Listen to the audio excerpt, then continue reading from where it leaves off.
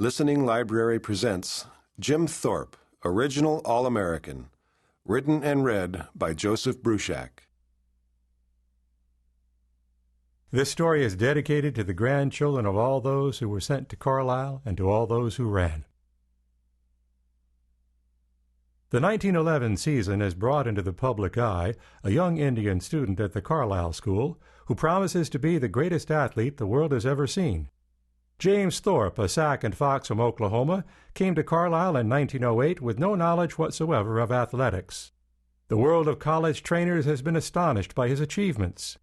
He is not only a basketball player, at which game he fills the center post with truly remarkable skill, but he is a baseball player of great talent and covers any of the sacks or outfields with as much credit as a professional. He can put the 16-pound shot 43 feet, runs 110 seconds, while the 220 hurdles he negotiates in 26 seconds. The high hurdles are pie for him in 15 and 4/5 seconds, while the 220 hurdles he negotiates in 26 seconds. The youthful Redskin hunts, plays lacrosse, tennis, indoor baseball, handball, hockey, all with equal skill and can fill almost any position on a football team with superlative credit. From the Muskogee Times-Democrat, November 1911.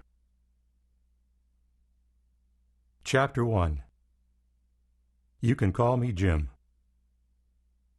You can call me Jim. I've had other names, some good, some bad.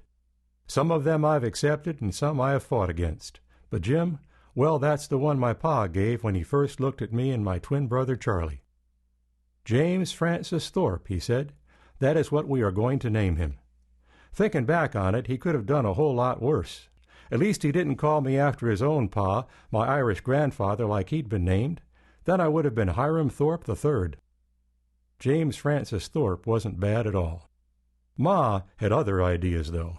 She had in mind what she had seen when she looked outside our cabin there in Indian Territory that May afternoon in 1887 when I was born. And when an Indian woman has something in mind, she generally gets her way. A lot of Indians get their name from something their mother saw right after they were born. Like my friend named Two Dogs. Just kidding. But Ma was not just kidding. That image of the sun lighting up the walkway leading away from the door was strong in her mind. His name is Watok, she said.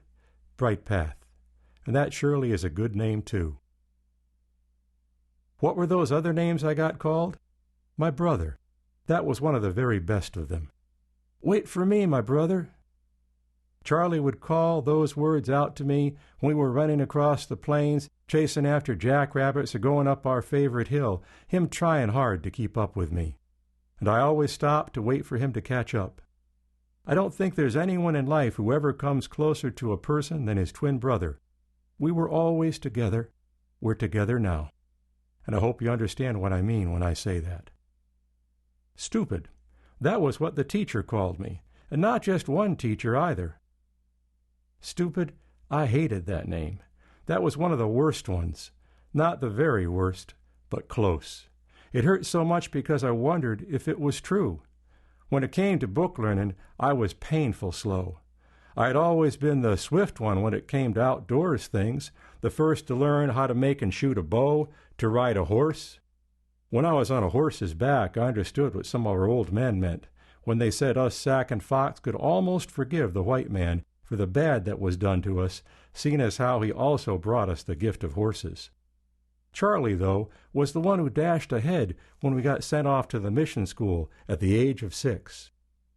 Just looking at all those strange, twisty shapes crawling across the white pages, those letters and numbers like little black insects, it gave me a headache. The pictures weren't so bad, but there wasn't ever enough of them. You can do it, Jim. That is what my brother Charlie would say. And because he believed in me, I finally did. I learned to read and to write better than any of those teachers ever thought I could. I even got so I could cipher, though it was hard to make real sense out of all the numbers, which didn't tell stories like words could do. School, I never loved it, but I would have done anything for Charlie. Maybe if he had stayed, I would have learned to like it better. But he didn't. When the influenza burned through the school that second winter, like a fire out of control in the prairie grass, it took Charlie with it. And I took to running away from that awful place.